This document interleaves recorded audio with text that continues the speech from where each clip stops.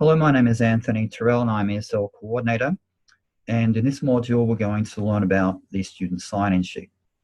We're going to cover the following things: why the sign-in sheet is so important, how to access and print it, how to ensure it's accurately completed, and fourthly and finally, how to submit it to data for recording in LACES. Firstly, why the sign-in sheet is so important. What does the sign-in sheet in fact do? The sign-in sheet records student attendance for general administration, post-testing, and ultimately funding purposes. So here we see how critical it is that the sign-in sheet correctly reflects student hours. Next thing, we need to find it online, and we're going to show you how to access that in the SPR. So we've logged onto the portal. We are now in SharePoint, Student Progress Report. We go to ESL and we find our particular class, which in this example will be the class we're bringing up right now.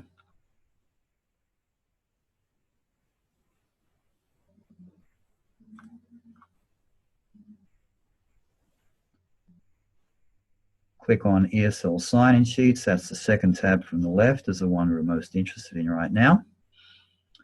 Okay, so you'll find your ESL class. Once you upload it, you find the Sign In Sheet tab right next to the tab on the left.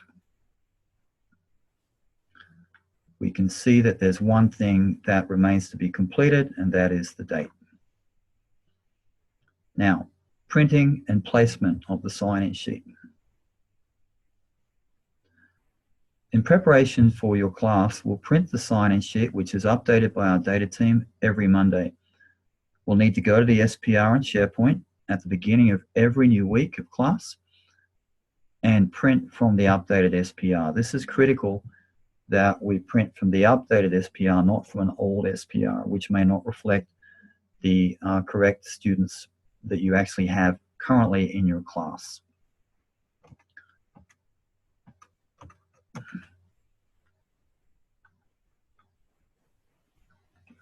So here's the sign-in sheet. So the first thing a student needs to do as they enter the classroom is sign in. Placing the sheet right by the door as they enter the classroom will make this easier and a matter of routine for the student. No student should be sitting in the classroom without having first signed in. Students sign next to their printed name, put time in, time out, and this will ordinarily add up to 3 hours. If the student is not signed in with hours, then data cannot record them in LACES, and this would be money down the drain. Now let's take a look at a completely fictitious and made up sample sign-in sheet, and we'll look at some specifics as we go down the page. Notice I've highlighted the students that are in the class for this particular day, and we'll go through them one by one. As you can see, this particular class is a morning class, which means that it begins at 9 a.m. and officially ends at 12 noon. You'll also notice the only heading part that's blank is the date that will need to be filled in. Let's pretend it's 10 a.m. and all students have arrived. Now let's go down the page and look at each student in attendance. First student to look at is Laura. Notice that she signed in for 8:30. This should in fact be 9 o'clock, and signed out for 11:30. This should be 12 noon. Now we go down to Zenaida. Perfect. Brenda, looks like she has come in late to class and left early. That's okay.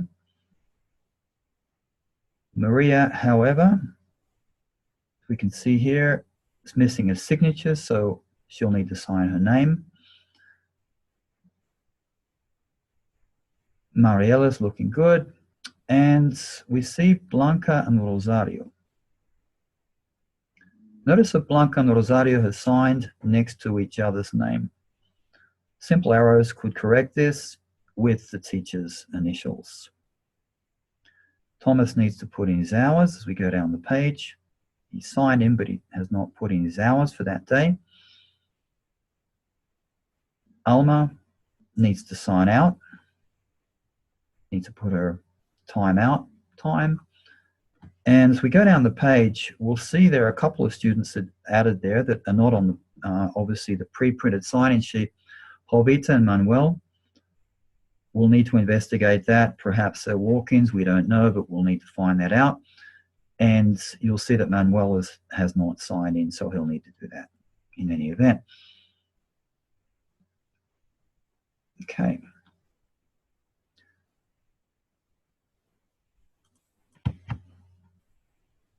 So, a couple of things, a few general comments on the back of all that. Always leave a pencil alongside the sign-in sheet in the same place every class session. This way students will get in the habit.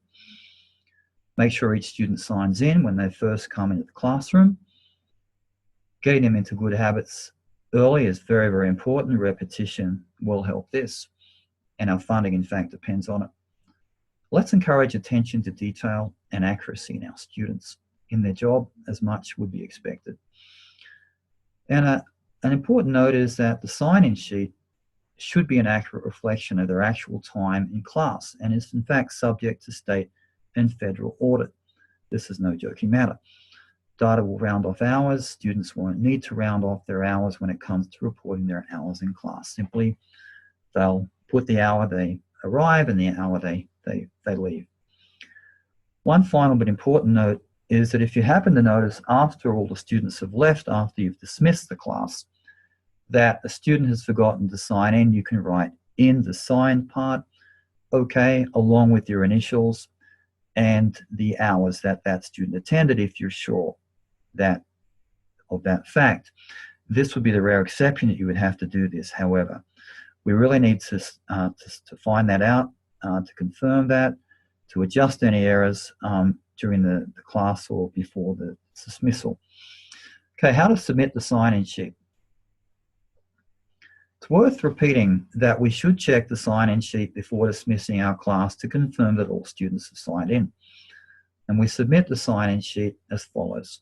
At Faith and Capitol Hill Center, they should be hand-delivered to the ESL data section immediately after each class. Off-site, they would be sent to data within 24 hours of the class and in one of the following ways. By snail mail, scanned and emailed to the data person who is handling your class, or in fact hand-delivered to the ESL data person, which is probably the ideal way to do that if you happen to be in the area. Details of all this are on page 11 of our current fiscal year 18 handbook. So page 11 for further reference. Finally, as by way of conclusion,